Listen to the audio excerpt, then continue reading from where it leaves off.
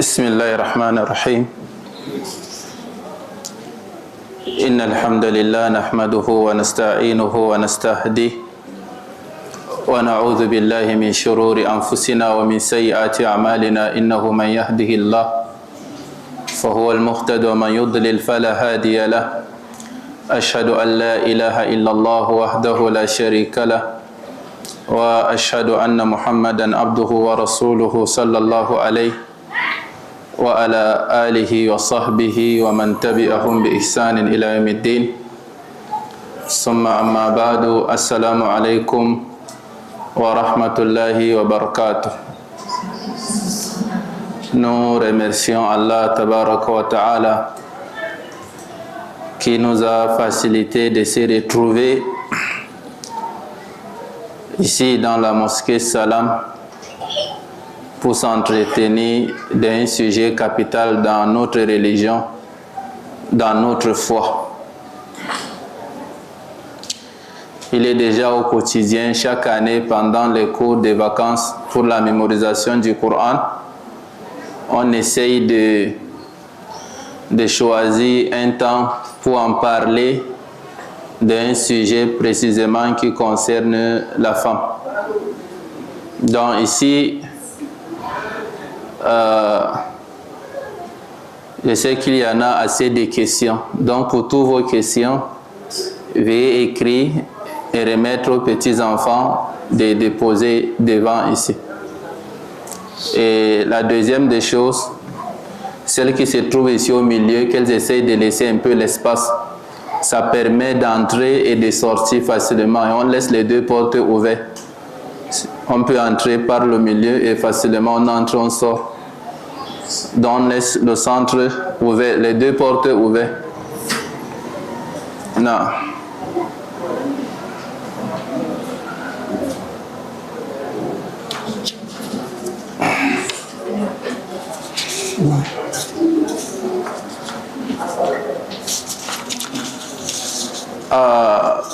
Notre thème d'aujourd'hui parle uniquement de la femme. La femme et le Coran. La femme et le hijab. Dis-lui de laisser ouvert. Dolgani, ifta. La femme et le hijab. La femme et la pudeur. La femme et l'amitié. La femme et le public ainsi que la femme et ses coutumes et traditions. Ça couvre généralement toute la vie de la femme. C'est là où elle trouve son succès, sa réussite, son bonheur, ou c'est là où la porte des dégâts s'ouvre. Ici, retenons que, premièrement, la femme a une place de choix dans le Coran, dans la Sunna, en islam. La femme a une place de choix en islam. Si vous voyez dans le récit du Coran, vous allez voir la sourate qu'on a donnée uniquement le nom des femmes qu'on appelle Suratul Nisa. Et des sourates qu'on a donné le nom d'une femme, comme Suratul Maryam. Et la sourate qu'on a donné le nom d'une famille, comme quelle sourate? Suratul Ali Imran. Et si vous voyez tout ça, Allah ne fait pas le choix par hasard. Le messager sallallahu alayhi wa sallam ne fait pas le choix par hasard. Si on choisit une sourate de parler de la femme, on choisit des versets prenant de Baqara, Ali Imran, Nisa, Maïda, presque toutes les grandes sourates, on a parlé directement de la femme ou indirectement. Et même dans le Coran, pour donner l'importance de la femme, Allah nous a donné l'exemple de deux catégories de femmes. Les femmes pieuses et les femmes qui ne sont pas pieuses. Il a dit Daraballahu mathalan lilladhina kafaru imra'ataki imra'ata Nuhin wa imra'ata Lut. Allah a donné l'exemple. Si vous voulez comprendre le cas des femmes mécréantes, les femmes de l'enfer, on vous prend l'exemple des femmes qui sortent des grandes familles, comme la famille de Nuh alayhi salam et la famille de Lut alayhi salam, et Allah les a réservé une place en enfer. Qu'Allah nous en préserve.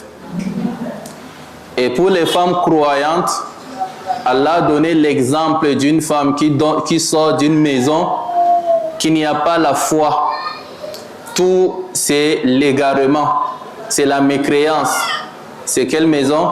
La maison de Pharaon. Wa daraballahu mathalan lilladhina amanu imra'ata Pharaon. Allah a donné l'exemple pour les femmes pieuses. Tu peux dire chez nous, je suis la seule qui prie, je suis la seule qui lit le Coran, je suis la seule qui mémorise le Coran. On va te dire dans la famille de Pharaon, il n'y a que Asiya, l'épouse de Pharaon, qui est croyante, la seule. Dans autant d'exemples, Allah parlait de la reine de Saba, Balqis. Allah parlait de l'épouse de Moussa alayhi salam. Allah parlait d'Imratul Aziz dans Surat Yusuf. Dans tous les critères des femmes et toutes les catégories des femmes ont été mentionnées dans le Coran. Pourquoi le Coran a tout mentionné ceci? Parce que avant l'arrivée de Muhammad sallallahu alayhi wa sallam, la femme dans toutes les tribus, je dis sans exception, la femme n'avait pas une place considérée. Que vous prenez chez les Arabes, chez les Juifs, les différentes tribus africaines, la femme ne représente pas grand chose. Chez les Arabes, elle n'est même pas considérée dans l'héritage, et surtout lors de la naissance. Avoir une fille dans un foyer, c'est un porte-malheur. Voilà pourquoi beaucoup des Arabes tuaient les petites filles. Allah dit wa idal ma'udatu su'ilat bi ayyi dhanbin qutilat.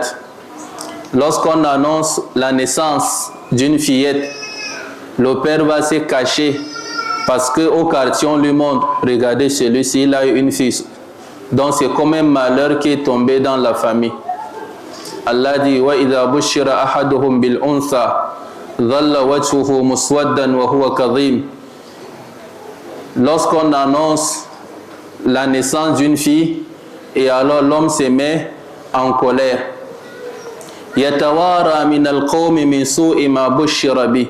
Il se cache des gens parce qu'il a eu une mauvaise annonce. Et il dit ayumsikuhu ala hunin am yadussuhu fit turab. Doit-il rester dans la calamité ou doit-il enterrer la fille vivante? Donc voilà comment la femme était considérée. Et prenons jusqu'aujourd'hui dans beaucoup de tribus africaines, prenons la nôtre ici, que vous partez, exemple chez les Hausa, chez les Peuls, chez les Bamon, dans plusieurs, vous allez voir, la femme n'a pas le même héritage que l'homme. C'est ce dernier temps qu'on considérait la femme. Mais beaucoup vont dire que moi, je n'ai jamais connu mon héritage. Parce qu'elle n'est pas considérée, ça appartient aux hommes. La maison de famille appartient aux hommes. Les biens de la famille appartiennent aux hommes. Beaucoup même en tant que musulmans pratiquaient les mêmes comportements d'avant en considérant la femme inutile. Et Allah tabaraka wa ta'ala a considéré la femme et il a placé la femme à sa place. Il a considéré la femme d'abord en tant que mère. Et en tant que mère, il a dit وَقَدَى رَبُّكَ أَلَّا تَعْبُدُوا إِلَّا إِيَّاهُ وَبِالْوَالِدَيْنِ إِحْسَانًا. Si on veut le paradis, et alors il faut chercher auprès de la maman. Pourquoi on ne dit pas ta'atul walidain, on dit birrul walidain? Parce que la plupart traduisent birrul walidain en disant obéissance. Ce n'est pas obéissance. Birrul walidain, c'est chercher toutes les voies possibles pour satisfaire les parents. Toutes les voies possibles pour satisfaire les parents. Ce n'est pas question de debout, je me lève, assis, je m'assieds. Ce n'est pas ça. Toutes les voies possibles pour satisfaire la femme. Et voilà ce que Allah a dit. Donc si on veut le paradis, il faut qu'on cherche aussi auprès de la femme, auprès de la mère. Et si on veut l'enfer proche, l'enfer, et alors désobéissons la maman, faisons pleurer la maman, piétinons les recommandations de la maman, nous sommes plus proches de l'enfer que le paradis. Qu'Allah tabaraka wa ta'ala nous en préserve. Et Allah considérait la femme en tant que fille. Regardez le contact entre le messager sallallahu alayhi wa sallam et sa fille Fatima. Regardez comment le messager a dit quiconque éduquait deux filles jusqu'à les amener en mariage, Allah ne sait pas quoi récompenser les parents que le paradis. Parce que ce n'est pas facile d'éduquer les enfants, les amener en mariage en bon état. Tout ce récompense, c'est pour valoriser qui? C'est pour valoriser la fille en tant que fille. Allah l'a valorisée en tant qu'épouse. Allah dit wa ashiruhunna bil ma'ruf. Cohabitez bien avec vos épouses. Cohabitez bien. Ici, ce n'est pas question de lui donner à manger ou à boire. Toute voie qui peut satisfaire la femme, Allah recommande aux époux de satisfaire les femmes. Allah est allé au-delà jusqu'à considérer même la femme veuve. Pas même la femme mariée, même si son mari est mort, le messager sallallahu alayhi wa sallam dit as-sa'i alal armala. C'est lui qui fait des navettes, des allers-retours chez une veuve pour répondre à ses besoins. Il est semblable à celui qui fait le djihad. Vous attendez parler de djihad. Bon, et quand on dit faire des navettes chez une veuve, cela ne dit pas d'aller chez la veuve pour lui donner à manger. Il y a la veuve qui a d'argent. Elle peut bien se nourrir. Question juste de te rendre chez la veuve et de causer avec elle. Tu es semblable à celui qui fait le djihad. J'ai ma copine, son mari est mort. J'ai ma tante, son mari est mort. J'ai telle personne, son mari est mort. Allez causer avec elle. Allez l'aider. Allez lui faire rire. Tu es semblable à celui qui fait le djihad. Mais on n'a jamais dit que si la femme de quelqu'un décède, tu peux causer avec son mari, tu auras cette récompense. On a réservé seulement à l'armala, à la femme veuve. Tout ça pour considérer quoi? La place de la femme. Le messager sallallahu alayhi wa sallam a pris du temps pour enseigner les femmes. Un jour, Asma est venue auprès du messager. Elle a dit, ô messager d'Allah, Allah t'a envoyé chez les hommes ou chez les femmes? Le messager a dit, Allah m'a envoyé chez les hommes et les femmes. Et elle dit, et pourquoi nous sommes à la maison, on ne nous enseigne pas? Voilà la raison d'où le messager a mis le cours spécialement pour les femmes et il les enseignait. Pour ne pas distinguer les cours qu'il va donner aux hommes ainsi que les cours qu'il va donner aux femmes. Ça, tout c'est considérer la femme, c'est honorer la femme. Et dès le moment que la femme oublie ses mérites, la place qu'Allah lui a donnée, les mérites qu'Allah lui a accordés, et tourne au-delà pour aller chercher autre chose, elle n'aura que l'égarement. Parce que tout ce que la femme devrait gagner, Allah lui a donné. En matière de récompense, la femme a la même récompense que l'homme. Man amila salihan min dhakarin aw unsa wa huwa mu'min. Quiconque fait du bien, qu'il soit homme ou femme, Allah dit à une seule condition, qu'on soit croyant. Allah n'a pas dit qu'il soit homme ou femme. Si tu es l'épouse Si tu es l'épouse d'un enseignant, tu auras la même récompense de ses enseignements. Si tu es l'épouse d'une personne qui construit la mosquée, tu auras la récompense d'une femme qui construit la mosquée. Si tu es l'épouse de quelqu'un qui fait 10 000 récompenses par jour, tu auras 10 000 récompenses par jour. Tandis que c'est lui qui a travaillé, c'est lui qui a souffert, mais vous partagez la récompense. Allah considérait l'effort de la femme dans la maison semblable à la récompense. Exemple, la lessive. Tous les ménages qu'elle va faire dans sa maison, c'est considéré comme une adoration. Et à la fin, le messager sallallahu alayhi wa sallam a dit Istawsu bin nisa'i khayra. Donnez des conseils aux femmes. Je vous laisse des conseils. Traitez bien la femme. Traitez bien la femme. Istawsu bin nisa'i khayra. Le messager a beaucoup répété avant de décéder. Istawsu bin nisa'i khayra. Considérez, traitez bien la femme. Et alors la femme que le messager sallallahu alayhi wa sallam a parlé, ou la femme que nous connaissons, nous allons dire est faible. La femme est faible. Elle a deux faiblesses. Il y a la faiblesse de la femme qui n'est pas un péché. Elle est faible, mais cette faiblesse n'est pas un péché. Ce n'est pas une faiblesse qu'on peut condamner. Et il y a autre faiblesse à condamner. C'est ce qu'on appelle da'ful mazmoum wa da'fun ghayru mazmoum. La faiblesse qu'on peut condamner la femme et la faiblesse qu'on ne peut pas lui condamner. La première faiblesse qu'on ne peut pas condamner la femme, physiquement la femme est faible. Vous allez voir un petit frère de 15 ans peut bien taper sa grande sœur de 22 ans. Vrai ou faux? Hein? Bon, physiquement, elle devrait être plus forte. Mais Allah fait d'elle, à la base, faible. Elle est faible de force, elle est faible de tout. Allah a considéré, il y a des périodes qu'elle ne prie pas, il y a des périodes qu'elle est en cycle.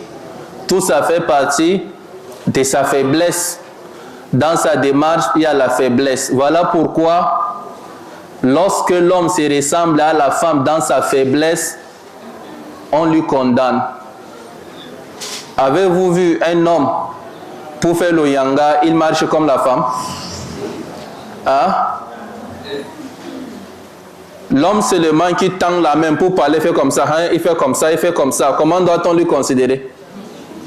Pour parler, salam alaikum, c'est comment? Non, je suis comme ça. Comment vous allez dire?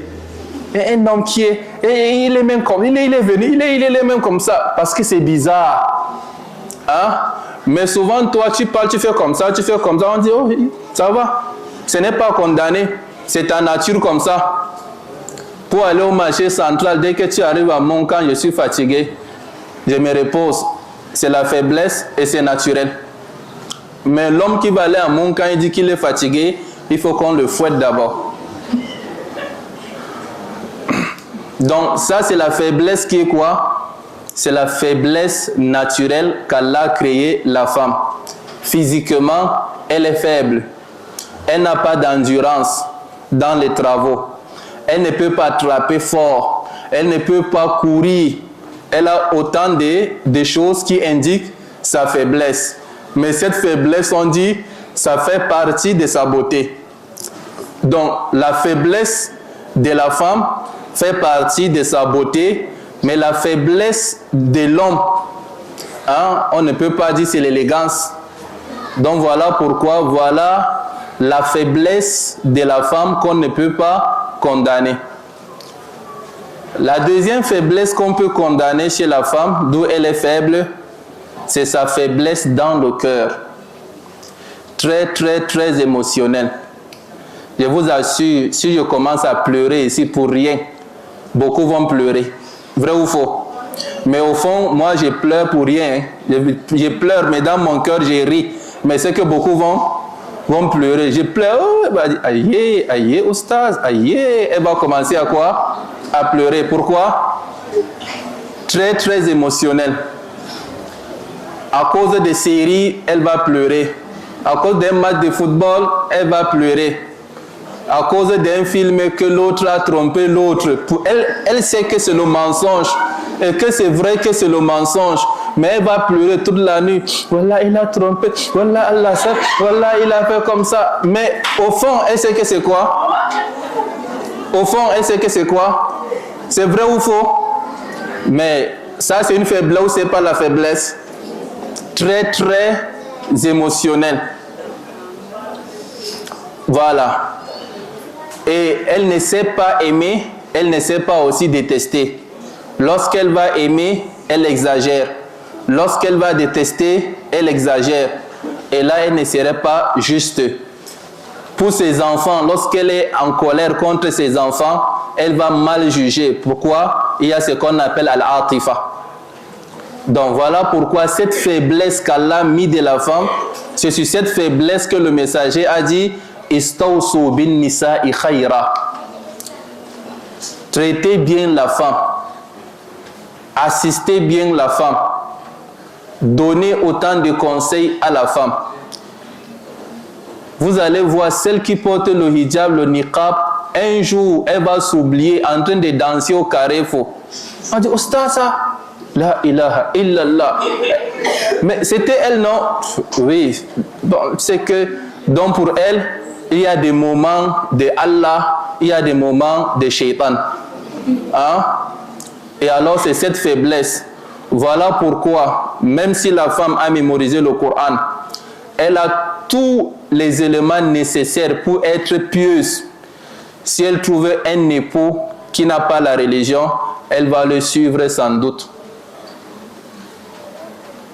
Et si elle est peut-être égarée, elle ne prie pas, elle n'aime pas la religion, elle trouvait une bonne personne, je n'ai pas dit une bonne personne seulement de droiture, et alors elle va suivre cette personne. Je connais l'histoire d'une personne, ça fait à peu près 18 ans, vers Bonabéry. Lui, il n'est pas musulman, et il a vu une fille musulmane qu'il aimerait épouser.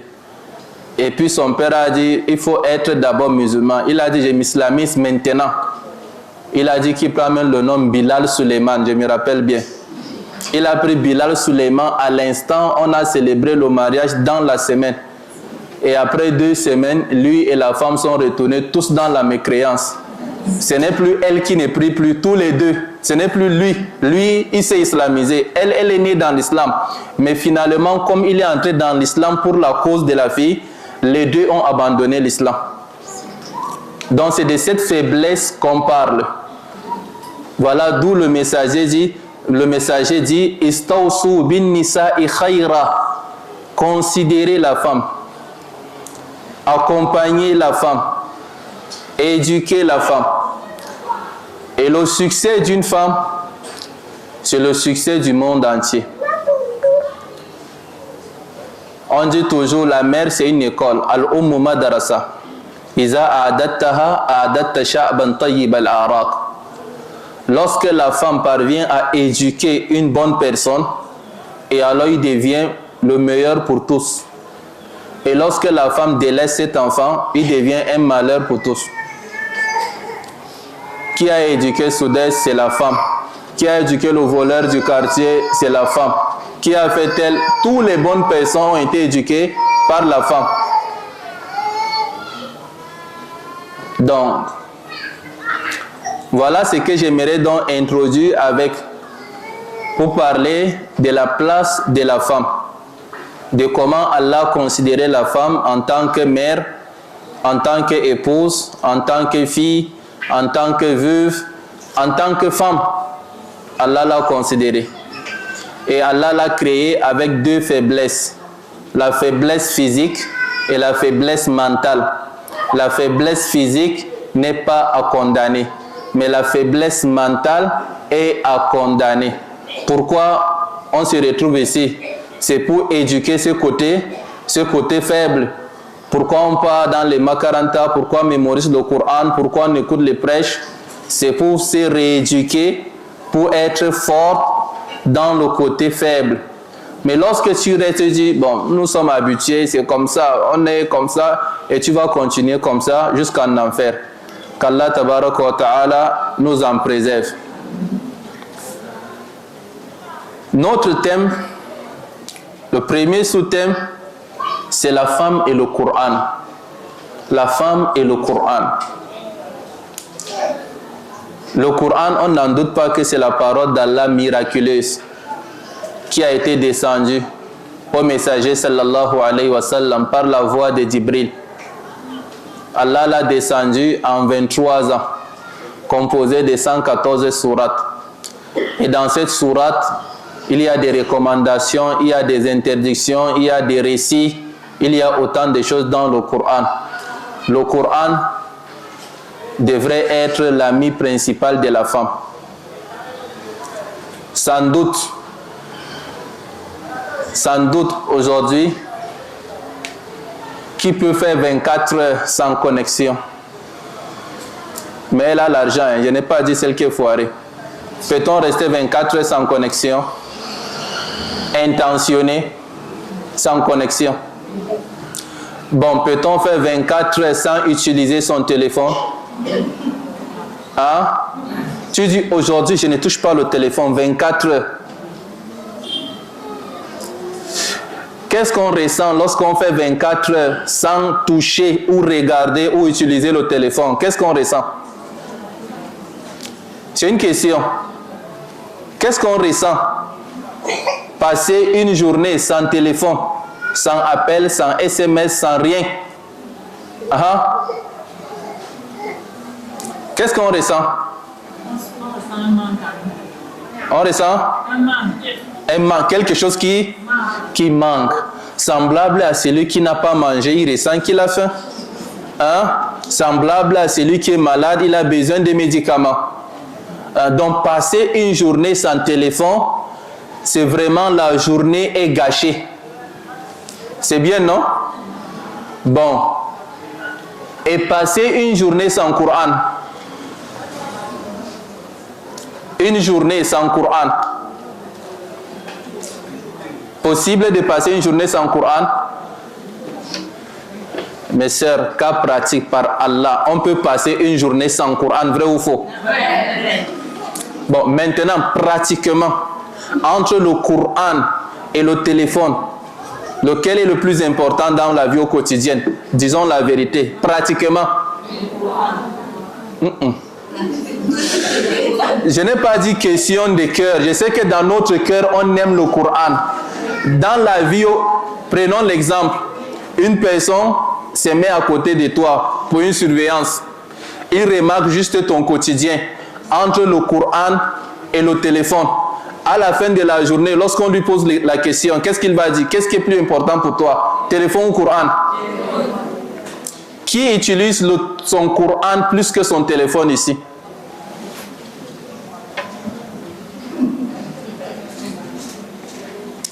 Utiliser son Coran plus que son téléphone. Donc maintenant, voilà là où j'aimerais arriver. Il faut qu'on ressente d'abord qu'il y a ce manque. Il faut qu'on ressente qu'il y a ce manque. Et maintenant, on se pose la deuxième question. Quelles sont les causes de ce manque? Pourquoi j'utilise mon téléphone plus que mon Coran? Je peux avoir la réponse. Pourquoi nous utilisons nos téléphones plus que nos Corans? Tandis que dans nos téléphones, il y a le Coran. Dans la maison, il y a le Coran. Au bureau, il y a le Coran. Non. Avant de répondre, quand vous parlez d'utiliser le Coran plus que le téléphone, est-ce que c'est pas le Coran physique, le livre? Non, j'ai dit utiliser le Coran. Ça peut être sa lecture, ça peut être sa méditation, ça peut être l'exégèse, ça peut être les récits, ça peut être l'histoire du Coran, ça peut être les règles du vivre dans le Coran. C'est tout ce que je demande. Bon. Où il n'y a pas ce manque? Il y a ce manque ou il n'y en a pas? Bon, maintenant la question, quelles sont les causes? Pourquoi je suis plus attaché à mon téléphone que le Coran? La passion. Parce qu'on n'a pas compris la valeur du Coran. C'est vrai? Parce qu'on n'a pas compris la valeur du Coran, c'est vrai? Non. On a bien... C'est comme celui-là qu'on lui donne 5 000 et le mouchoir à côté. hein, il jette 5 000, il prend le mouchoir pour se moucher. Ça peut donner? Chacun connaît que le Coran est meilleur que le téléphone. On n'en doute pas. Chacun sait que le Coran est la parole d'Allah. Chacun sait que dans le Coran, il y a le bien. Mais pourquoi nous voyons le bien et nous nous éloignons de ce bien? Les causes. Négligence. Distraction. Quoi d'autre? Passion. Hein? Paresse. Ici, par Allah, peut-être il y a les sœurs de 30 ans ou 40 ans ou les mamans de 60 ans. Avec le Coran qui a moins, je dis bien qui a moins de 7000 versets. Qui a moins parce que le Coran a 6000 quelques versets. Si on devrait mémoriser juste une seule ayat par jour, minimum par an, on a combien de versets mémorisés? 360. Bon, disons 365 versets. Et en 4 ans, prenons juste 365 versets. Suratul Baqarah a 285 versets. Donc, on peut bien mémoriser Suratul Baqarah en un an facilement. C'est ça, non? Donc, Alif Lam Mim, Dhalik al-Kitabu la rayba fihi hudan lil muttaqin, ça va, tu attends encore demain. Qul a'udhu bi rabbin nas, tu attends encore demain pour dire Malikin nas. Ah, mais on n'arrive pas à mémoriser le Coran, la Suratul Baqarah, en un an. La cause, c'est quoi? Il y a ceux qui ont mémorisé Suratul Baqarah en un mois, en 2 semaines, en 3 mois, en 6 mois. Ça dépend des efforts de chacun. Donc ici, Allah Tabaraka wa Ta'ala ne voit pas nos propos verbaux. Allah ne juge pas ce que nous disons. J'aime le Coran. Le Coran, c'est la parole d'Allah. J'obéis au Coran. Ce n'est pas ce que Allah voit, mais Allah voit ce que nous pratiquons de ce Coran. Et le Coran est un argument pour toi ou contre toi. Le dernier jour, chacune va répondre devant Allah. Hein, ce que tu as fait du bien de ce Coran et ce que tu as délaissé de ce Coran. Donc c'est à toi de juger quelle est la place du Coran dans ta vie au quotidien. Sans doute, 5 minutes après la prière de Fajr, on peut utiliser le Coran. Entre Maghrib et Isha, on peut utiliser le Coran. Si on maintient juste les 2 heures-ci, hein, ou on choisit autre 3e heure, en matinée c'est pour réviser, en soirée c'est pour mémoriser, on essaye de choisir et de planifier, on peut se retrouver en train de mémoriser le Coran. Pourquoi les grands ulamas ont été très forts au début? Parce qu'il va dire, moi j'ai mémorisé le Coran chez maman. J'ai mémorisé Bukhari chez Imam Bukhari que vous attendez, Rawahu Bukhari, il a été d'abord enseigné par sa maman à la maison avant qu'il sorte. Imam Shafi'i que vous attendez parler de Shafi'i, il a tout reçu de sa maman.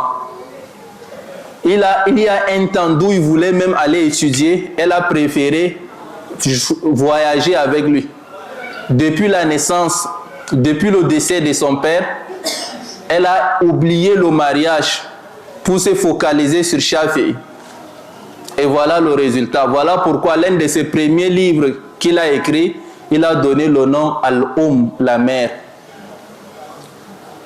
Et maintenant, tous les mamans, vous allez voir dans les statuts, on a mis Soudès, on a mis Shurem, on a mis... Elle va dire, aïe, si ma Fatima devait être comme ça, aïe, si ma Yasmine devait être comme ça, aïe, si ma... Mais ce n'est pas de ton doigt, mais ce sont de tes efforts. Et maintenant, comment être au quotidien du Coran? La fille a remarqué que maman utilise le Coran le matin. Dans l'après-midi, le Coran. Elle écoute le Coran. Qu'est-ce qu'elle a dit du Coran? Automatiquement, la fille aussi va s'abonner au Coran. Mais toi-même, tu n'es pas habitué au Coran. Toi-même, tu n'as pas pris la vie du quotidien du Coran. Et tu aimerais que ta fille doit être forte dans le Coran. C'est ça qu'on appelle rêve, non? Elle est en train de rêver. Donc attention, ce n'est pas ça le Coran. Aujourd'hui, la plupart des filles, je dis la plupart, surtout Hausa et Pula, surtout les deux ici, la plupart de leur Coran, c'est lorsqu'on va se marier. On va aller chez un oustaz pour apprendre Alif Lam Mim. Parce que le jour du mariage, on va faire quoi? Les cérémonies. On va lui donner l'ardoise qu'on a écrit sur Suratul Baqarah. Wallahi, la femme qui vous récite le Coran là le jour du mariage, et vous qui lisez, vous allez tous répondre devant Allah si tu es à l'auteur. Elle n'a jamais lu le Coran du début à la fin, ni bien appliqué. Mais pour honorer son mariage, on va dire qu'elle va faire ce qu'on appelle le sauka. On va mettre le Coran. Souvent, elle lit le Coran avec faute, avec erreur. Pour dire que seulement, combien de filles sont venues ici pour mémoriser le Coran pour leur mariage? Je dis non. Ce n'est pas la mémorisation pour le mariage. C'est la mémorisation pour comprendre et pratiquer. Donc, si vous voulez le Coran, familiarisez-vous au Coran. Prenez le Coran comme ami. Prenez le Coran comme complice. Et ici, quand on dit prenez le Coran comme complice, on ne vous exige pas d'utiliser le Coran pendant 4 heures du temps par jour.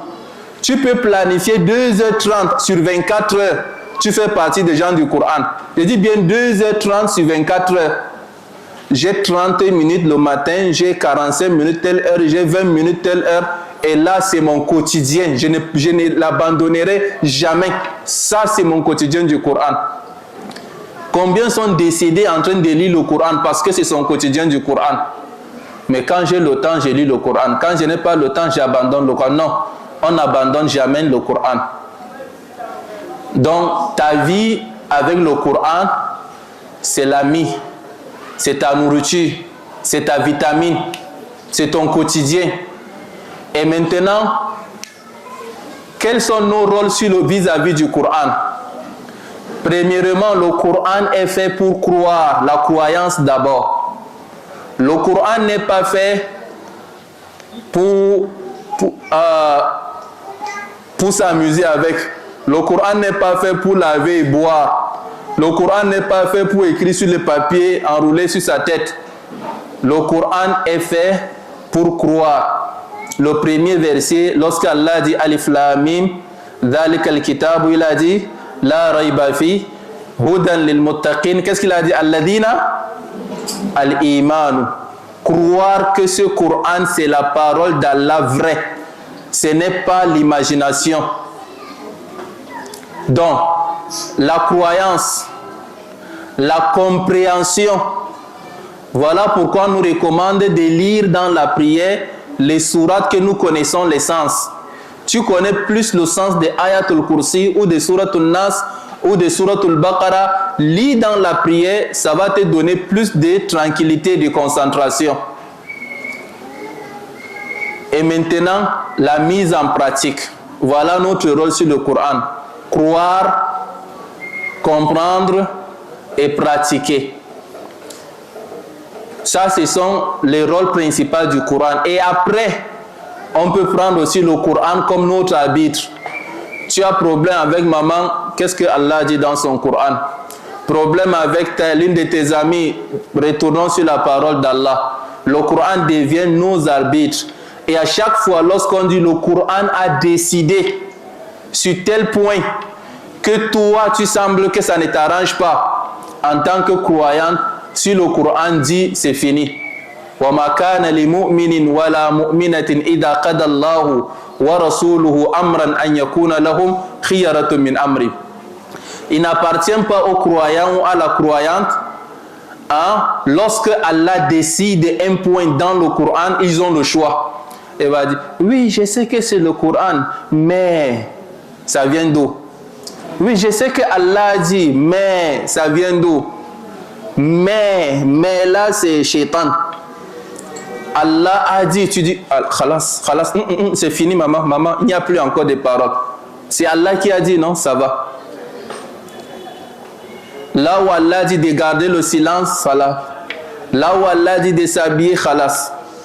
Mais combien de fois il y a des moments qu'on choisit pour être obéissante, il y a des moments qu'on choisit pour être désobéissante. Tandis que Allah a dit de l'adorer jusqu'à la mort. Wa'bud rabbaka hatta ya'tiyakal yaqin. Sois obéissante dans l'adoration jusqu'à la mort, jusqu'à la certitude. La certitude, c'est la mort. Car tu entendais parler de Djibril, de l'ange des morts. Aujourd'hui, ce n'est pas j'ai entendu, mais tu as vu. Laissez-moi la faire des TikTok, des imaginations qu'on fait pour vous montrer l'ange de la mort, la tombe. Personne ne peut imaginer. Même moi qui parle, je ne connais rien. Apprêtons-nous dans nos œuvres, c'est tout. Mais ne pensez pas que des petits montages qu'on fait dans les réseaux sociaux suffisent de comprendre la vie dans la tombe, ou comment on prend l'âme, ou la vie après la tombe, ou comment les hommes seront ressuscités, ou l'enfer, ou le paradis. Personne. Une personne qui prend son téléphone ou son ordinateur, il imagine, il met. Tu penses que c'est la réalité de au-delà? Non, c'est faux. Donc voilà comment notre vie doit être avec le Coran. La femme et le Coran, c'est question d'être amis, complices. Et Allah nous a facilité. Dans nos téléphones, il y a le Coran. Il y a des petits Corans qu'on peut mettre dans nos sacs. Il y a des Corans qu'on peut voyager avec. Fais un quotidien. Tu vas dire, chaque jour, en dehors de ma mémorisation, j'ai 12 pages à lire. Et je sais que chaque 2 mois, j'achève le Coran. Chaque lettre du Coran, c'est une bénédiction et c'est une récompense à 10 récompenses. Man qara'a harfan fi kitabillahi falahu bihi hasana wal hasanatu bi ashri amsalha. La aqulu alif lam min harfun walakin al alif harf wal lam harf wa mim harf. Chaque lettre dans le Coran, c'est 10 récompenses. Bismillahir Rahmanir Rahim, 19 lettres. Tu as combien?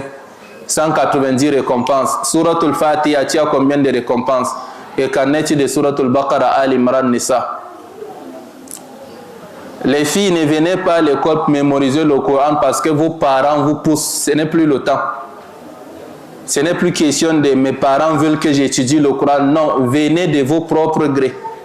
Je veux lire le Coran. Aujourd'hui, vous voyez la mémorisation du Coran. On ne parle plus du Nigeria, alhamdulillah, aujourd'hui. On ne parle plus du Tchad. Aujourd'hui, il y a des enfants de 17 ans qui ont mémorisé le Coran. Ils ont commencé à Douala et à Douala la midi. Et avec le bac, avec son Coran complet, il a encore le bac.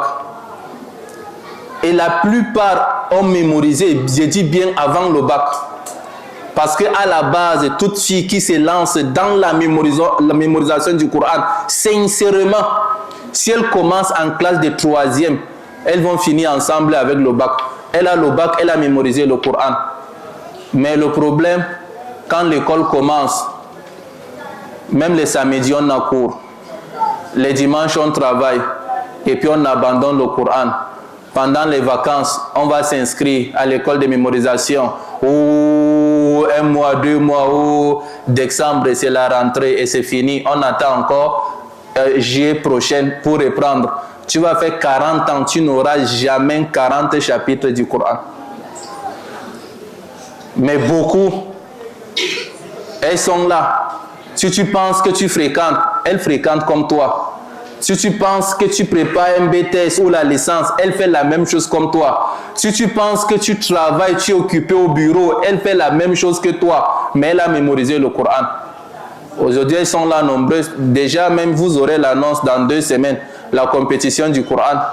Vous allez voir des petites filles, des petits enfants, 12 ans, 13 ans. Et chaque année, ces enfants changent de catégorie. Il va dire, l'an passé, je suis entré en catégorie 10-12. Cette année, j'entre en catégorie 15-12. Et chaque année, c'est comme ça. Mais toi, tous les jours, tu es là, tu te défends avec Falak et Nas. Tu te défends avec Juz ou Amma. Tu te défends avec Juz ou Qatsami Allah. Mais tu dois rester comme ça. N'apprenez pas le Coran d'abord pour satisfaire vos parents.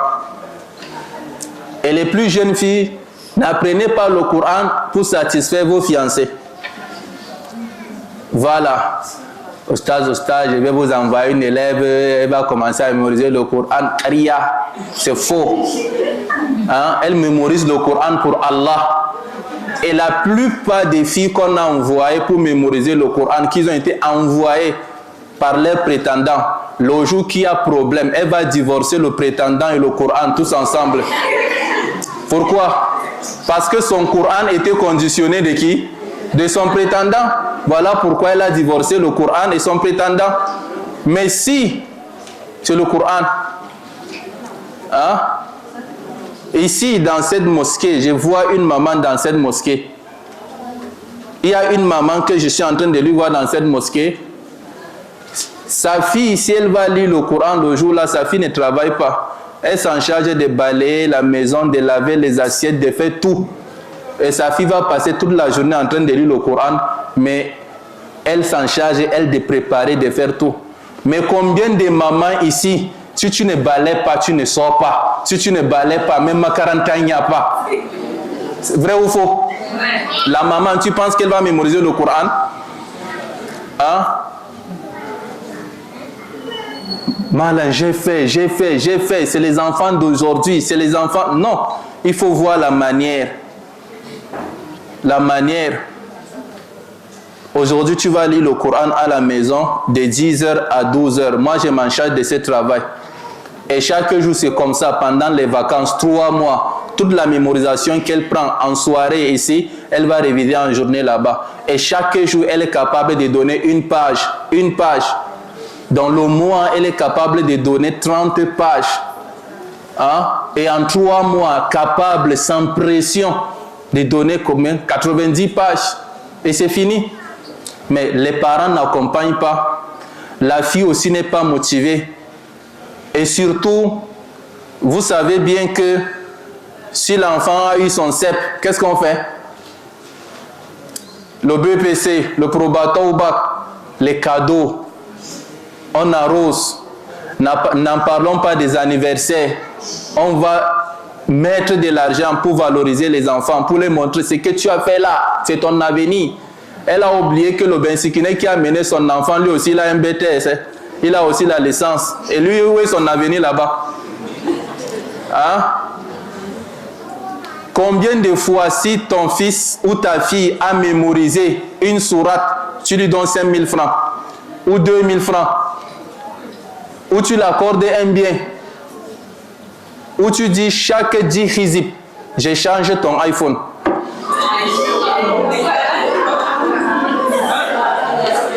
Oui, non, si vous prenez ça en blague, ça serait comme des blagues. On a réparti le Coran en 6. Chaque partie, je change ton iPhone. Et j'ajoute 50 000 francs. Et à chaque partie, je double mes 50 000. Première partie, je change iPhone et 50 000. Deuxième partie, je change iPhone et 100 000. Troisième partie, je change iPhone et 150 000. Vous croyez que la fille là ne va pas mémoriser le Coran?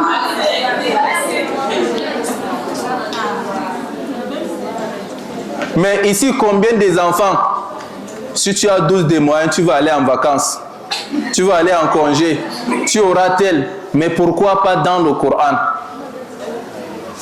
Vous voyez, souvent lorsqu'on rit, on est en train d'interpréter que c'est vrai. C'est ça, non? Mais quelles sont des résolutions qu'on a prises pour changer ce quotidien? C'est tout ce qu'on demande. Quelles sont des résolutions pour changer? Toi, la jeune qui a compris le Coran est important pour moi. Quelles sont des résolutions que tu as prises pour mémoriser le Coran? On ne se vante plus avec le bac. C'est déjà l'eau dehors.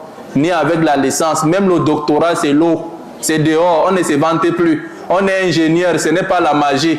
Hein? On travaille. On a un salaire de 300 000. Ce n'est pas, c'est la magie. Hein? On s'est marié. On a un époux. Et puis quoi? J'ai de l'enfant. Et puis quoi? J'ai mémorisé le Coran. On dit, le Coran, là, c'est la fille de qui? Hein? Voilà sa maman là-bas.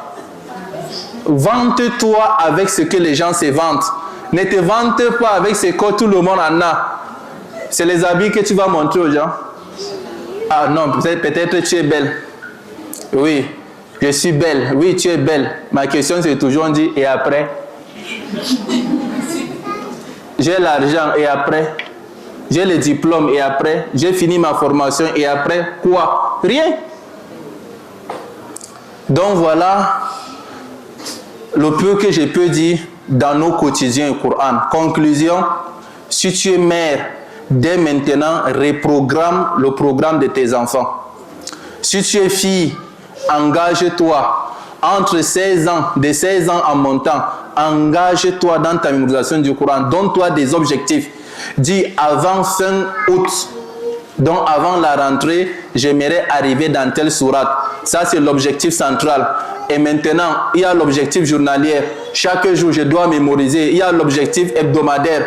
Il y a l'objectif mensuel. Et avec ça, on aura le Coran. En tant que mère, change le programme. En tant que fille, change le Coran. Et en tant qu'ami, vos complicités, faites-le dans le Coran. Mako, oui, je suis dans Surat Tawbah. Et je pense que dans 2 semaines, mais si vous bavardez d'autres choses, qu'est-ce qu'il y a de spécial dedans? Qu'Allah nous facilite. La femme et le hijab. Allah me sauve. La femme et le hijab. Ici d'abord, il y a la compréhension des hijab. Qu'est-ce que le hijab? Parce qu'on n'arrive pas à distinguer hijab et khimar. Et le hijab, c'est un acte facultatif ou c'est un acte obligatoire? Le hijab, ça se porte où? À la maison ou dehors? Comment la forme du hijab?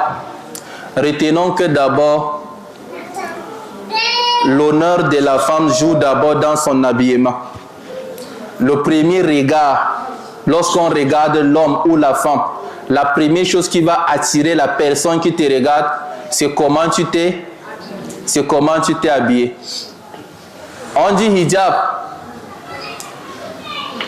ce qu'on porte qui se limite au niveau de l'épaule, on l'appelle hijab.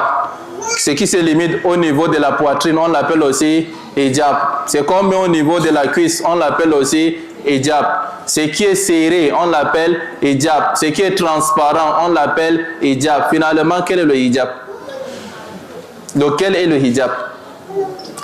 Hijab, c'est le vêtement de la femme. Allah lui recommandé à titre obligatoire par sunna. Si elle ne s'habille pas comme ça, Allah peut lui mettre en enfer pour la cause. Ce n'est pas question de choix. Premièrement, l'habillement de la femme doit être vaste, ample, ne doit pas être attirant, ni moulant. Mais combien porte l'habit? Si tu l'observes profondément, tu sais qu'est-ce qu'elle a porté à l'intérieur. Ça trace son corps ou ça trace les vêtements à l'intérieur. Souvent même, c'est sa maman qui lui voit comme ça, avec des vêtements serrés, moulants. Parce que quoi? Elle n'est pas mariée, c'est une jeune fille. Et comment peut-on même l'apprécier dehors? Qui vous a dit que c'est le khimar ou c'est le manque de khimar qui donne le mariage ou qui empêche le mariage? Ce n'est pas ça. Allah a appelé au prophète, Ya ayyuhan nabi, qul. Oh prophète d'Allah, dis à tes épouses et à tes filles, yudnina alayhi, qu'ils rabaissent leur voile. Mais je suis sûr, aujourd'hui, dans cette mosquée, si on va filtrer, wallah, je suis sûr, peut-être ces 10 qui vont sortir bien habillés, en forme de hijab. Il y a les petits comme ça. Si on va arranger, on va voir ses épaules. On porte, on détache, on porte, on détache. N'en parlons pas des pagnes. Si on doit respecter les principes des pagnes, nous allons dire alhamdulillah, c'est halal. Mais 90% ne respectent pas les principes des pagnes. Un petit pagne, on met comme ça, on prend un petit foulard, on traîne ici. Et on dit, on s'appelle comment ça? Hijab. Hein? On prend ce qui est serré, ce qui est moulant. On dit toujours quoi? Hijab. Souvent même, c'est son époux qui va l'encourager. C'est elle-même qui va dire que non, ne me dérange pas, la vie est simple. Vous les gens comme ça. C'est comme Allah t'a dit de prier. C'est comme ça qu'il t'a dit de t'habiller. Le jour que tu ne pries pas, il te met en enfer. Au cas que tu ne t'habilles pas bien aussi, il te met en enfer. Et cet hijab-là, c'est ton honneur. Ça préserve ta chasteté. Ça préserve ton honneur. Mais combien marche pour aller chez le tailleur, on lui conditionne. là il va serrer, là il va serrer. En réalité, le tailleur musulman n'a pas besoin de prendre la femme musulmane, sa mesure, dès qu'il la regarde seulement. Hein? Dès qu'elle regarde tout, elle va faire, sauf les habillements particuliers. Parce que la femme peut s'habiller en tout. L'islam n'a pas tous les habits que vous voyez la femme porte. Je dis bien tous les habillements. Les habillements serrés, les habillements que les prostituées portent, tous les mauvais habillements, la femme musulmane peut porter. Mais il faut qu'elle distingue où porter. Il y a ce qu'on porte devant ses parents. Devant ton papa, tu peux être avec un tricot et un pantalon. Est-ce qu'il y a un problème? Il n'y a pas de problème. Il y a ce qu'on porte dehors. Dehors, devant l'étranger, c'est le hijab. Et retenons que le cousin est un étranger. Même s'il entre chez vous, tu dois t'habiller semblable à une femme qui est dehors. Parce qu'on peut avoir mariage entre toi et ton cousin. Donc si le cousin entre, d'abord, mais avant d'entrer, il s'arrête et tu t'habilles bien. Mais combien de fois le cousin entre, tu es en tricot? Le cousin entre, tu es en pantalon. Le cousin entre, tu es comme ça. Il y a l'habillement des qu'on porte devant les maharams. Qui sont les maharams? Les personnes qui n'y a pas mariage entre nous. Exemple, ton père fait partie des maharams. Le grand-père fait partie des maharams. Tes frères, on a combien de frères? On a combien de frères? 3 frères, non? 3 différents frères, que ce soit des mêmes pères, même mères, ou des mêmes pères, ou des mêmes mères. Tes oncles paternels ou maternels, hein? Tous ce sont tes maharams. Ton époux, c'est ton maharam. Donc là, tu peux t'habiller comme tu veux. Et maintenant, sur le cas d'époux, lui aussi, là, il y a l'habillement qu'on peut porter devant lui, on ne peut pas porter devant le père. Donc tous ces habits, la femme peut acheter et peut porter, mais c'est question de savoir, ça c'est réservé pour la maison, ça c'est réservé dans ma chambre, ça c'est réservé à tel endroit. Mais combien de fois on porte une chose et puis on se couvre. Maintenant, les hijabs là même sont nombreuses avec des différents noms. Il y a ce qu'on appelle quoi dressing, quoi, donnez-moi le nom là. After. Bon, si on met after dress là, ça veut dire qu'il y a quoi dedans? Hein? Il y a dress et puis on porte le after, n'est-ce pas? Hein? Et maintenant, en réalité, elle devait s'habiller, on voit le milieu. On devrait voir le milieu. Et alors, after dress, cherchez quoi là? Il n'y a pas d'after dress. Si c'est devant la maison, devant la famille, devant les frères et bien d'autres, alhamdulillah. Mais aujourd'hui, nous voyons comment les filles marchent. Le problème même, ça vient des mamans.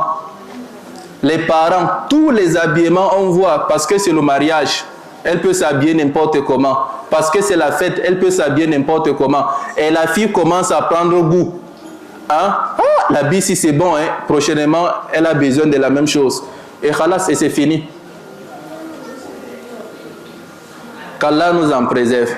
Mais retenons que le hijab, l'habillement, c'est l'honneur, c'est la chasteté de la femme. Lorsque tu portes, tu honores ta personne, tu honores ta famille, tu honores la recommandation d'Allah, la recommandation du messager. Et lorsque tu délaisses, c'est la malédiction. Et ne pense pas que tu vas gagner dunya en désobéissant à Allah tabaraka wa ta'ala. Donc faisons attention avec le khimar. La femme et la pudeur. Voilà ce que nous cherchons. Voilà. Aujourd'hui, toutes les filles sont devenues grillées. Tout le monde est grillé. Elle est capable de voir une maman. Elle dit, oui maman. Elle te regarde comme ça. Une jeune fille qui s'adresse à sa grande sœur comme sa petite sœur. Une petite fille qui s'adresse à sa maman comme une petite. Mais maman, n'est-ce pas, j'ai vu. Maman, voilà, c'est comme. Elle s'adresse. Il n'y a plus de pudeur à nos jours. Une fille qui se tient danser devant les autres. Où est la pudeur? Il n'y a plus de pudeur. Ne parlons pas de TikTok ou des vidéos que vous faites. Elle s'expose en diamant. Qu'est-ce qui nous plaît aujourd'hui? C'est d'être influenceuse. Hein? Que tu es coach. Ce qui me fait rire, La plupart des filles célibataires sont coachs des filles mariées. Hein? Elle n'a jamais connu le mariage, elle se tient. Ne fais pas comme ça, fais comme ça. Tu sais que si on fait comme ça, elle fait comme ça. Elle n'a jamais connu le mariage, ni de proche, ni de loin, mais elle est en train de coacher les femmes mariées. Et comme toi, tu es plus bête que la bête, hein? Tu vas la suivre. Et c'est haram, ce n'est pas bon. Ton coach, c'est ton Coran. Ton coach, c'est les hadiths. Ton coach, c'est l'éducation islamique. Il n'y a pas de coach. Hein? Ne soyez pas des proies des réseaux sociaux. Tout ce qu'on ramasse dans les réseaux sociaux, c'est pour nous. L'habillement. Elle se tient, c'est qu'elle pense. C'est ça qu'elle va te dire et ça devient ton quotidien. Comment tu vas traiter tes parents, tes amis, ton mari, ton travail, l'habillement. Elle va tout te dire. Hein? Elle est capable de prendre une fille de 3 ans pour lui dire voilà comment doivent être tes premières relations avec les hommes. Une fille de 13 ans, tu fais comme ça, tu fais comme ça. Elle va lui montrer même comment sourire, comment parler, comment faire semblant. Et toi, tu es à la maison, tu ne sais pas. Je vous donne 2 petites histoires. Le premier, ça fait de cela 3 ans, 4 ans. Ces 2 parents, le père et la mère, qui ont laissé la fille de 15 ans pour sortir. Bon, arrivé en route, la maman a oublié de laisser l'argent à la fille, c'est qu'elle va manger parce qu'ils vont passer toute la journée. Et puis elle est rentrée rapidement. Entrée dans sa chambre directement, elle trouvait la fille de 15 ans en train de faire un direct étant nue.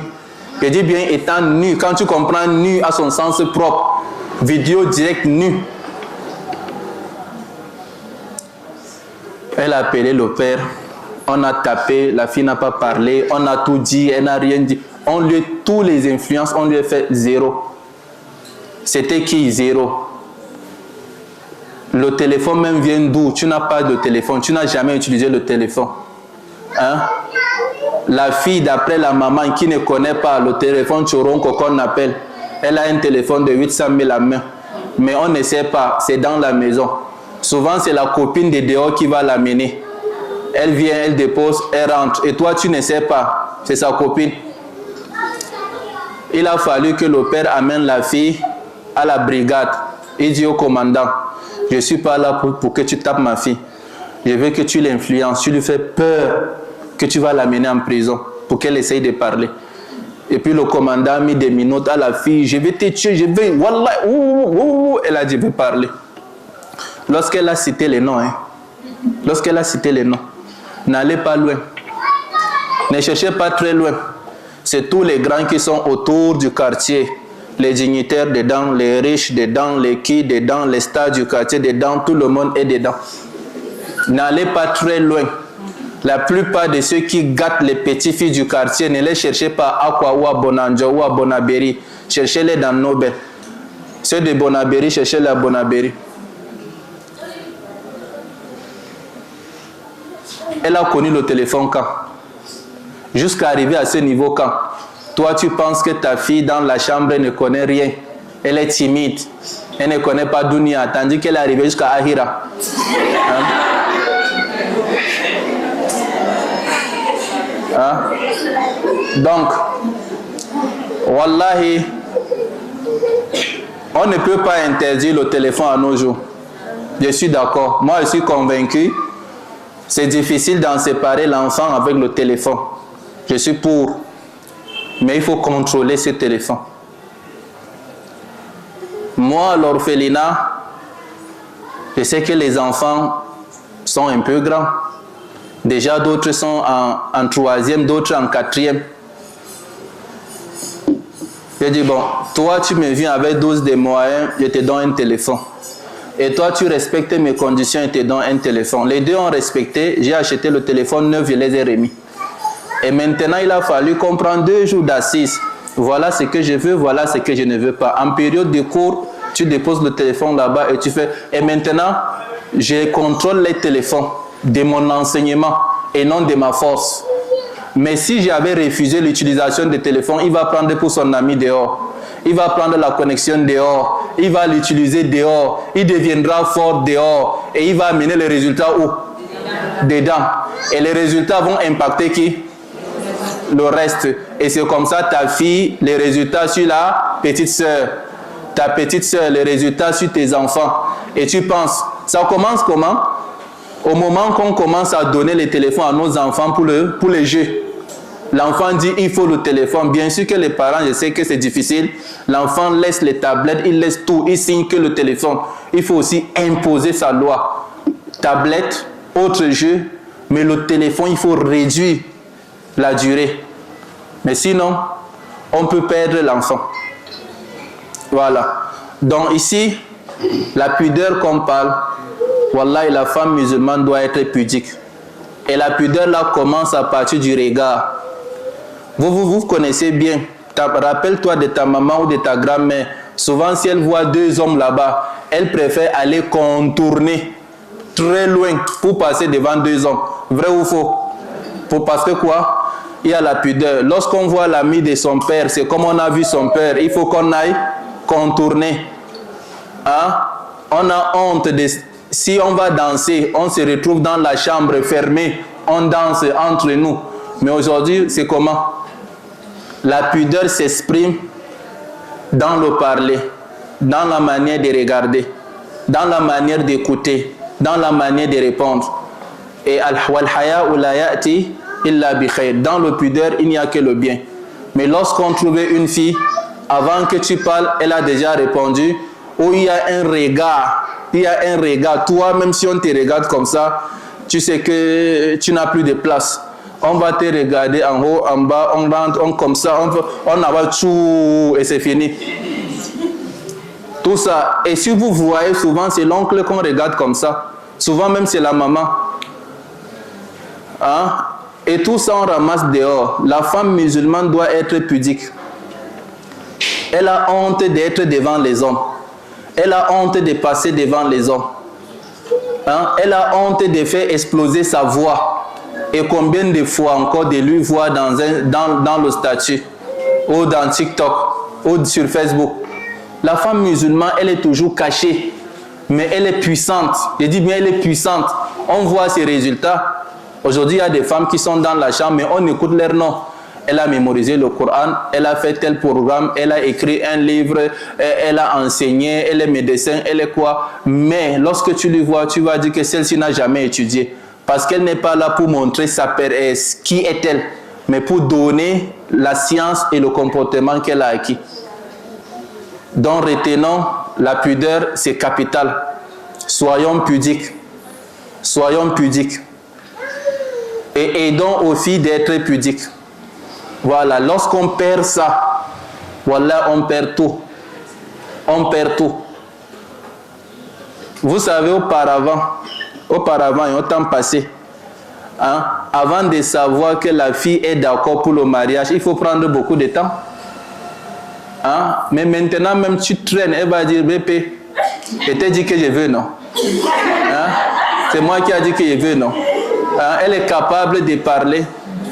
Mais auparavant, elle est timide. Elle ne parle pas.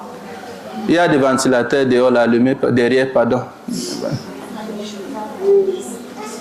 Donc, c'est ça. La femme et l'amitié. L'ami encore, l'amitié que vous voyez, c'est ça même qui gâte tout. Wallahi, la maman, tous les efforts que tu vas faire, parmi tes efforts, il faut ajouter aussi pour les amis de tes enfants. Si tu es en train d'éduquer ta fille, il faut partager la même éducation avec ses amis. Sinon, tu vas attacher, l'ami va détacher. Qu'est-ce que ta mère encore t'a dit aujourd'hui? Hein? Elle a dit encore quoi? Oui, laisse-lui, allons-y. Et comme ça, les amis de l'école, les amis des quartiers, les amis de Makaranta, les voisinages. Et une chose encore, l'enfant déjà à 13 ans, éloignons-nous trop du bras de fer. Sérieusement, à nos jours, si l'enfant grandit un peu, éloignons-nous un peu du bras de fer. Parce qu'elle a déjà des conseillers, elle a des coachs capables d'aller en aventure, capables de fuir la maison, capables de bagarrer, capables de faire tout. Et toi, tu veux aller bras de fer. Je vais appeler ton oncle, tu vas voir. Et lui, l'oncle, lui, c'est on appelle oncle. Lui, seulement, il a quoi? Ça m'attrape. Il est là pour taper. Wallah, ce n'est pas la solution. Ta fille devient ta complice. Préparer ensemble, travailler ensemble, causer ensemble. Souvent même, essaye de lui remettre la solution. On a essayé tout ce temps pour chercher la solution sur telle chose. Tu sais qu'elle est bête, hein? Tu dis, mais toi, qu'est-ce que tu en dis? Considère qu'elle est sage. Qu'est-ce que tu en dis, toi? Maman, moi, ce que je vois, il faut faire comme ça. Oui, ce que tu as dit, c'est mieux. Mais c'est plus mieux encore de faire telle chose. Mais tu as ta petite soeur, tu ne la considères pas. Tu as ta fille, tu ne la considères pas. Elle n'est plus ta complice. Au fur et à mesure, elle prend des complices dehors. Les filles aujourd'hui prennent des stupéfiants ou pas? Dites-moi la vérité, non? Les filles prennent des stupéfiants ou pas? Les drogues, elles prennent. Les tramols. Hein? C'est toi qui lui as montré les drogues? C'est toi qui lui as montré des stupéfiants? Hein? Un jour, je vais amener l'infirmière là ici. Elle m'a dit, au stade chez nous, c'est les petites filles musulmanes entre 14 ans et 18 ans qui avortent chez nous, dans notre centre de santé. Voilà, un jour, je vais l'amener, elle va dire, chez nous, c'est comme ça. On dit, vous voyez, cette petite fille de 14 ans ou 18 ans, elle a avorté 2 fois. Et tu crois que tu peux lui taper? Qu'est-ce que tu peux dire devant qu'elle? Elle est bien grillée. Et c'est fini. Donc faites attention. La fille à bas âge, à partir de 10 ans, elle est ta complice. Pourquoi tu n'es pas allé à 40 ans? Toi-même, tu sais, on essaie de la ramener à la raison, de l'amener à comprendre. Hein? Si tu deviens l'ami de ta fille ou l'ami de ta soeur, tu n'auras plus besoin d'une autre, elle n'aura plus besoin d'autres amis dehors. Mais chacun a besoin de se décharger, non? Elle a dit, elle ne peut pas causer avec maman. Elle va dire où? Dehors. Elle veut s'exprimer. Elle ne peut pas s'exprimer. Imbécile, chez Gars. Tais-toi. Hein? Elle veut faire tel. Tais-toi. Elle veut faire tel. Tais-toi. Elle n'a plus la force de s'exprimer. Si elle parle, elle est bête. Si elle se tait, elle est bête. Si elle reste à la main, mais si elle part chez ses amis, oh, quand tu es là, ma copine est là. On va manger, on va s'amuser, on va préparer ensemble. Elle va décharger tous ses secrets. Il y a la maman, même si c'est un garçon qui stoppe sa fille, pour le premier jour, elle viendra dire, maman, c'est quelqu'un qui m'a stoppé là-bas. Tu sais qui m'a dit? Non, qu'est-ce qu'il t'a dit? Tac, tac, tac, tac, tac, tac. Elle devrait dire à sa copine, non? Maintenant, elle a dit à qui? À sa maman. Et sa maman va l'orienter. Si c'est sa copine, elle va dire, il a quel genre de téléphone? Hein? Il est habillé comment? Il a quoi? Et maintenant, doucement, doucement, elle va montrer à la fille, ça c'est ce qu'on appelle la proie. Il faut apprendre à manger ça doucement. Et puis c'est fini. Vous allez trouver la fille en train de forniquer, la fille en train de prendre des stupéfiants. Pourquoi? Parce qu'elle n'a pas d'abord là où s'exprimer. Donc il faut que ta fille doit être d'abord ta complice, l'ami d'échange. Manger ensemble, discuter ensemble, partager vos quotidiens ensemble. Laisse-lui l'opportunité, le pouvoir, la liberté de s'exprimer, de dire ce qu'elle pense. Et là, elle est libre. Mais au moment qu'elle sait que maman est méchante, maman n'accorde pas le temps. Les filles qui parlent comme ça avec sa maman, par Allah, soulève la main. Tu te sens à l'aise avec la maman, ce qu'elle dit. Combien? Les mamans, regardez le pourcentage seulement. Les filles, soulevez la main. Donnez-moi le pourcentage. Combien? 7. Le pourcentage? 7%. Bon, donc 95% des parents font quoi? Regardez. Il y a la fille qui va dire, moi je ne peux pas m'exprimer devant ma mère. Tu veux qu'elle me tue? Hein? Et ce n'est pas bon. Ce n'est pas bon. Changez de méthode. La mère, change de méthode. La grande sœur aînée, change de méthode. L'ami, change de méthode. Et avec ça, on va gagner. On va contrôler nos enfants sur nous-mêmes comme ça. L'enfant pense que lui-même, il a ses propres idées. Mais l'enfant ne sait pas qu'il marche avec l'idée de sa maman. C'est maman qui contrôle tout, mais indirectement. Je fais comment? Comme ça. Je fais comment? Comme ça et ça. Mais si elle n'a pas d'amis dans la maison, sachez que ses amis, c'est qui? C'est le dehors. Et vous dites toujours le dehors est gâté. Elle va retrouver qui comme ami? Tout le monde est pervers. Les musulmans dans les drogues, les musulmans dans la fornication, les musulmans dans tout. Hein? Auparavant, est-ce que vendre les beignets ou la tomate ou les danwake est haram? Porter ça, parcourir le quartier, ce qu'on appelle le talla, c'est haram? Le talla d'aujourd'hui, le talla d'hier, c'est la même chose?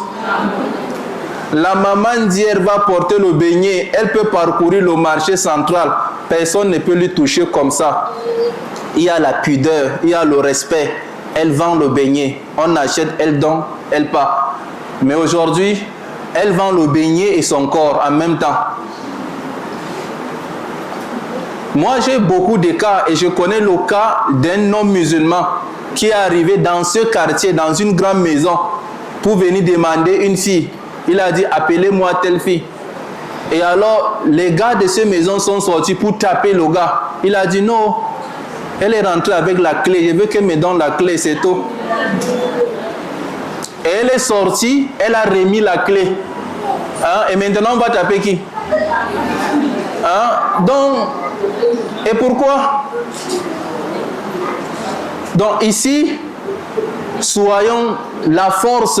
Le monde n'est plus comme avant.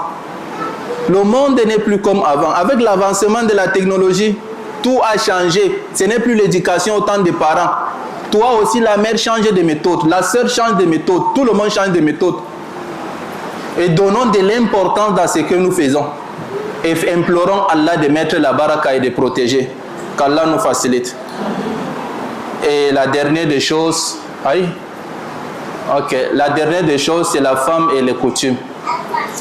Vous savez que nous ne sommes pas des Arabes, mais nous sommes des musulmans. C'est ça, non? Et quand on dit les coutumes, d'abord, ça s'exprime où? Dans l'habillement. Comment parler, comment se saluer dans le quotidien. Exemple, dans les coutumes des autres, quand je viens chez toi, je ne te salue pas tôt. Il faut qu'on finisse tout et après je te salue. Chez les autres, on commence par les salutations. C'est ça, non? Dans les coutumes des autres, on ne salue pas étant debout, on se rabaisse. Dans les coutumes des autres, donc, lors du mariage, exemple, chez les Hausa, il y a ce qu'on appelle Boudankai, Wankan, Amaria et bien d'autres. Ce sont des coutumes et traditions. Exemple, vous allez voir des coutumes chez eux. Épouser un cousin, c'est haram, c'est presque haram chez eux. Il n'y a pas de mariage entre cousin et cousine. Et chez les autres, ce qui est préférable, ce qui est idéal, c'est le mariage entre eux. Donc ici, quelle est la place des coutumes et traditions en islam? Retenons que par la miséricorde d'Allah Tabaraka wa Ta'ala, il a rendu tous nos coutumes et traditions globalement halal. J'ai bien dit? Globalement halal. On a l'habitude de manger ensemble, c'est permis. Et lorsqu'on va manger, peut-être c'est l'aîné qui met d'abord sa main. Et lorsqu'on finit de manger, toi le petit, même si tu es rassasié chez les autres, le petit, même si tu es rassasié, tu n'as pas le droit de te retirer. Tu dois te retirer le dernier, parce que peut-être l'aîné là peut avoir encore l'appétit de manger, mais quand tu te retires, il va se ressentir un peu rabaissé et il ne va plus encore. Bref, on a nos coutumes. Comment célébrons le mariage? Comment célébrons les coutumes, les baptêmes?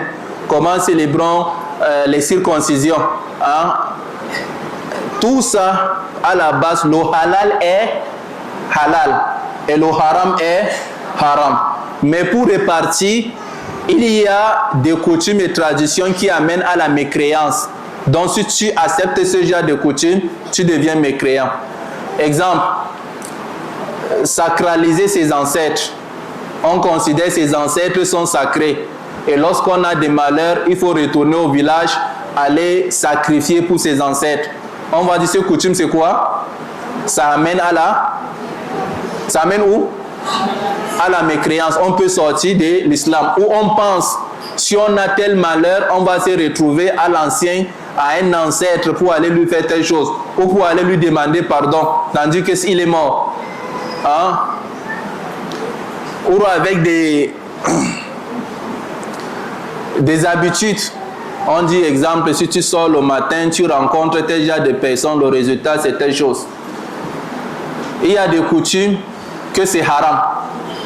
Exemple, si le mariage, la cérémonie de Wanka Maria que les femmes font, si on mélange hommes et femmes, ça devient haram. Le Boudanka, si on mélange hommes et femmes, hein, avec ses noms maharam, ça devient haram. Donc vous voyez ici les coutumes, avant de faire, il faut demander. Conclusion, qu'est-ce qu'on doit dire?